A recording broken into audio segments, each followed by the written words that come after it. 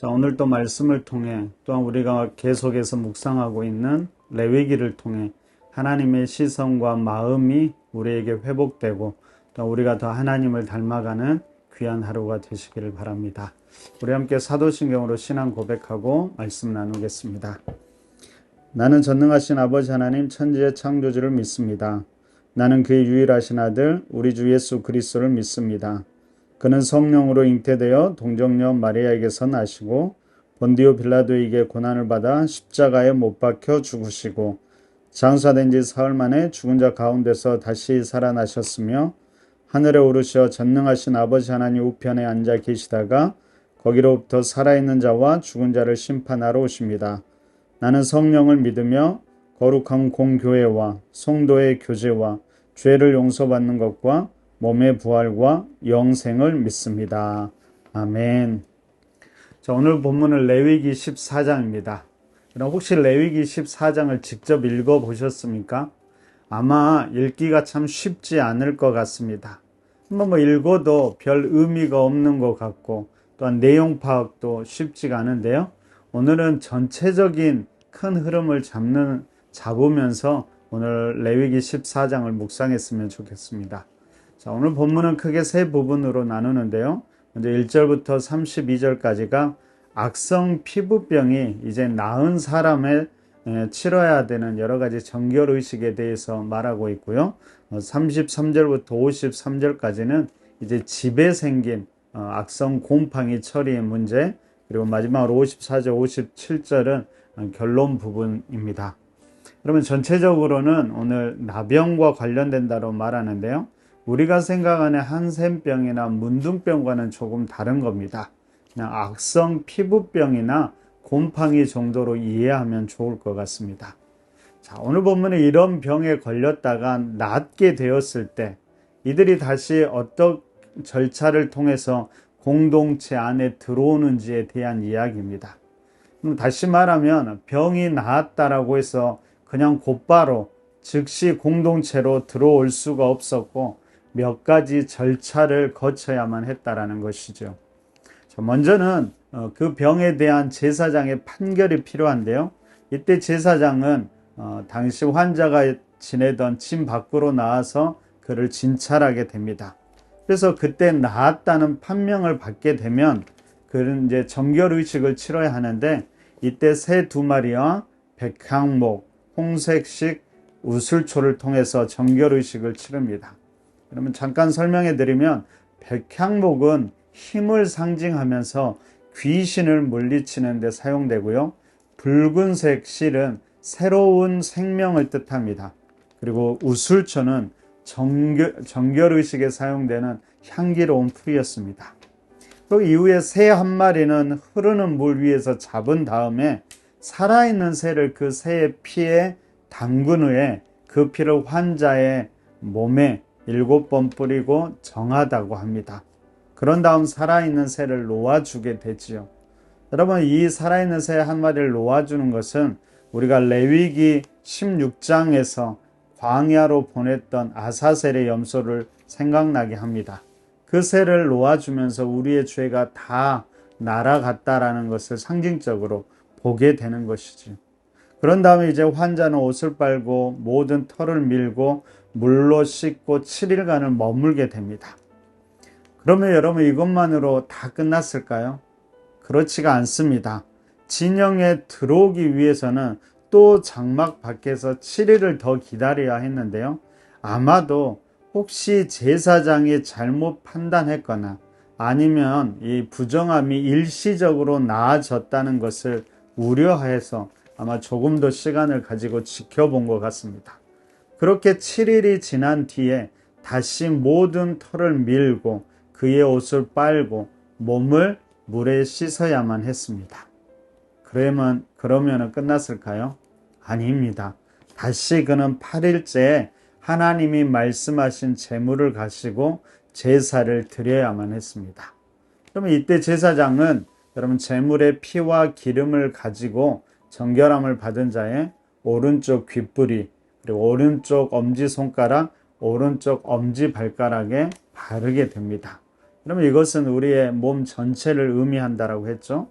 그래서 피와 기름으로 다시금 우리 몸 전체를 정결하게 하고 남은 기름으로 그의 머리를 바르게 됩니다. 그제서야 그 사람은 완전히 정결하게 되고 하나님과의 다시 언약 관계로 들어가게 되고 또한 공동체에 속할 수 있게 된다라는 것이 오늘 본문의 이야기입니다. 여러분 참 복잡하죠? 머리가 아플 만큼 사실은 복잡합니다. 그러면 오늘 본문을 보면서 우리가 물어야 될 질문은 무엇일까요? 왜 이렇게 복잡한 절차를 거쳐야 하는지, 왜 그러는지를 우리는 물어볼 수 있어야 합니다. 여러분, 우리가 이렇게 복잡한 절차를 통해서 깨닫게 되는 것은 무엇일까요? 그것은 바로 죄가 얼마나 심각한지 우리가 다시금 깨달을 수 있어야 합니다. 뿐만 아니라 그 죄의 영향력은 우리가 생각하는 것보다 훨씬 더 심각하다라는 것을 알아야 됩니다. 여러분, 죄라는 것은 단지 우리에게서만, 개인에게서만 끝나는 것이 아니라 이것이 반드시 공동체에 영향을 줄 수 있기 때문에 한 사람의 부정한 죄를 없애는 것도 철저히 처리해야 되지만 그가 다시 공동체에 속하는 것도 그 과정 또한 철저히 해결해야 한다는 것입니다. 아마도 이런 복잡한 절차를 통해서 지나는 동안 죄를 지었던 사람은 아마 다시는 죄를 짓지 않기를 결단했을 것입니다. 바로 그런 결단이 필요하다라는 것이죠. 여러분, 이 레위기의 이런 복잡한 절차들을 계속해서 보면서 여러분 안타까운 것은 현대 신앙인들이 너무나 죄를 가볍게 생각하고 뿐만 아니라 이 죄의 해결 또한 너무나 가볍게 생각한다라는 것이죠. 여러분, 우리는 죄를 짓더라도 그냥 회개하면 된다라고 생각하고요. 또한 그 회개가 기껏해야 우리가 기도로 죄를 고백하는 것에서 끝날 때가 많습니다. 물론 거기에서 더 나아가면 감정의 안타까움으로 눈물을 흘리겠죠. 근데 문제는 무엇일까요? 다시 동일한 죄를 짓게 된다라는 것입니다. 분명히 죄를 회개하고 죄의 문제를 해결한 것 같은데 또다시 반복해서 그 죄를 짓고 그러고도 우리는 무감각하게 보낸다라는 것이죠. 그리고 또 회개를 하면 된다라고 생각합니다. 여러분, 레위기는 계속해서 이 죄에 대해서 우리가 얼마나 철저하게 이 죄의 문제를 처리해야 되는지를 보여주면서 이 죄라는 것이 결코 가벼운 문제가 아니라는 것을 말해주고 있습니다. 뿐만 아니라 나를 넘어서 이 죄의 영향력을 반드시 끊어낼 수 있어야 한다라고 레위기는 우리에게 말하고 있습니다. 그러면 우리가 이 죄를 레위기를 계속 묵상하면서 이 죄의 심각성에 대해서 우리가 다시 한번 생각해 볼 수 있기를 바랍니다. 특별히 여러분 오늘 본문을 보면 이제 피부병 환자를 정결하건 애식에서 속죄제와 속건제를 드린다는 사실입니다. 여러분, 속죄제는 정결하게 하는 제사라고 했습니다. 그러니까 속죄제는 당연히 드려야겠지요. 그래서 이 속죄제는 충분히 이해가 됩니다. 문제는 속건제인데 여러분, 속건제는 쉬운 말로는 배상죄입니다. 바로 하나님이나 다른 사람의 물건에 피해를 입혔을 때 피해를 보상하는 배상제의 성격이 강합니다. 근데 여러분, 왜 자기의 몸에 병든 것에 대해서 속건제 제사를 드려야 할까요? 그것은 아마도 하나님께서 창조하신 몸에 피해를 입혔고 우리 몸이 그렇게 부정하게 되는 것은 또한 공동체에도 피해를 입혔다라는 생각 때문일 것입니다. 이처럼 이스라엘은 반드시 하나님과의 관계에서 그리고 공동체와의 관계에서 우리의 문제를 생각했다라는 것을 잊어서는 안 될 것입니다. 여러분, 이렇게 본다면 우리가 우리의 몸과 마음을 죄로부터 정결하게 지켜야 되는 이유는 무엇일까요? 그것은 바로 우리가 참 소중한 사람이기 때문이지요. 그 소중한다는 것은 나 혼자 소중한 것이 아니라 하나님과의 관계에서 그리고 공동체와의 관계에서 소중하다라는 것입니다. 우리의 몸은 우리의 것만이 아니고요. 하나님의 것이고 또한 공동체를 위한 것임을 우리가 잊지 않았으면 좋겠습니다. 여러분, 하나님이 우리를 창조하셨고요. 특별한 목적을 위해 우리에게 이 몸을 잠시 빌려주셨다라고 생각해 보십시오. 그러므로 우리는 그 몸을 통해서 우리의 욕심을 채우는 것이 아니라 하나님께 영광을 돌려야 되고요. 하나님이 기뻐하시는 일과 사명, 뜻을 이루어야 하는 것이지요. 그리고 그것은 공동체를 든든히 세우는 일이고 이 땅 가운데 하나님의 뜻을 전하고 하나님 나라를 세워가는 것임을 잊지 않았으면 좋겠습니다. 만약에 그렇지 못하고 우리의 몸을 부정하게 했을 때 하나님과 공동체에 손해를 끼친 것이라는 사실을 우리가 오늘 꼭 기억했으면 좋겠습니다. 오늘 하루 이 마음으로 하루를 살아가시기를 바랍니다.